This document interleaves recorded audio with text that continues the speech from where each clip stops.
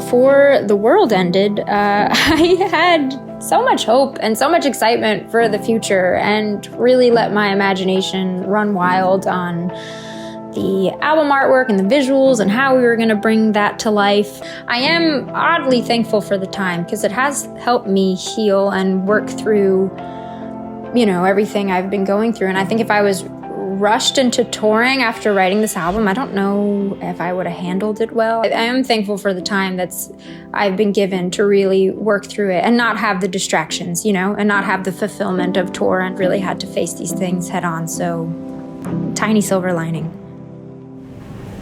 She's watching over us. More doors.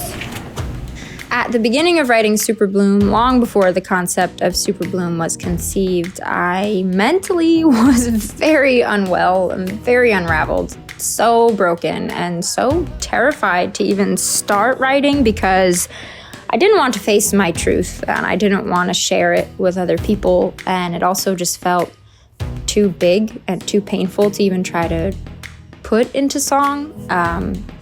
And so I avoided it for a while, and eventually it got to the point of okay, I know it is a disservice to myself to not show up and be 100% honest and vulnerable in my music. Yeah. I can have you completely. I'll have you in between. I'll have you in between. I'll have you in between.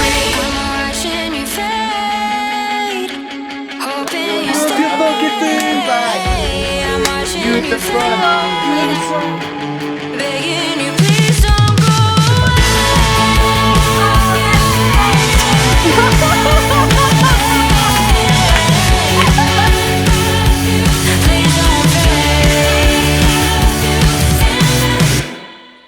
Yeah, this is cool.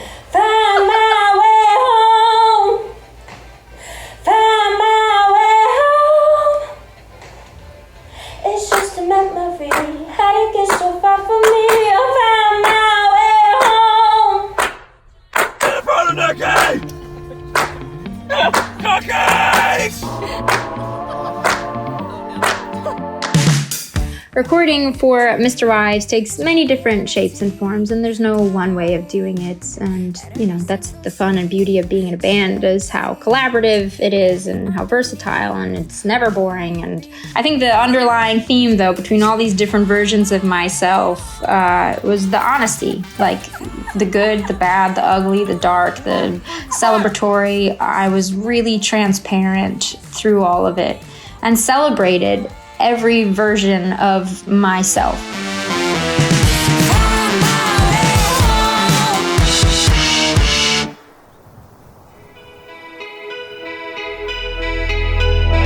Music videos, and especially videos for SUPERBLOOM, has just been such a fun and creative avenue to explore. It's a lot of firsts for me too. It's the first time I've been writing the treatments and helping produce and helping direct and sewing costumes, and I owe that partially to the pandemic because we've just had to be more DIY and more grassroots and just haven't had, the outside resources we once had. But I think a lot of it mostly has to do with the album being so incredibly personal.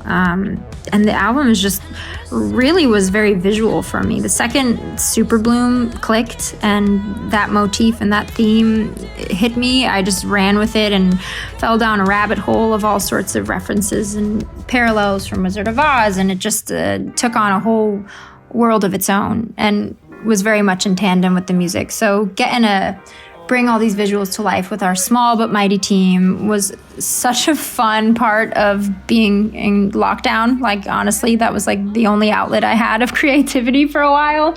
But I'll probably never get buried in sand at 4 a.m. and I'll never sew thousands of flowers to a suit ever again. I learned a lot of lessons. I love the videos, but I made it hard on myself, and never again.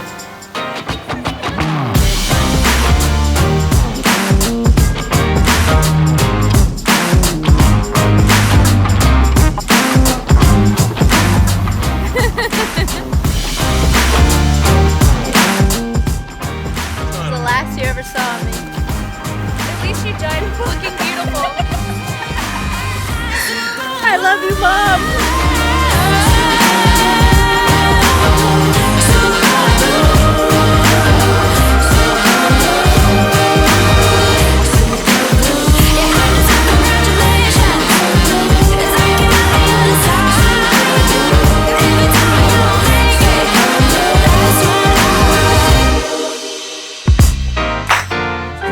SUPERBLOOM has helped me move on and hopefully can help someone else move on by accepting and surrendering to the juxtaposition of life, that I can be a desert and a botanical phenomenon, that one chapter of my life can end while a new chapter begins, that we can rejoice even while we're grieving, and by letting go, we are letting in. And no matter how much your insides fight you on it, you deserve love and inner peace and freedom, and to be proud of yourself and how much you've grown even when you couldn't see it.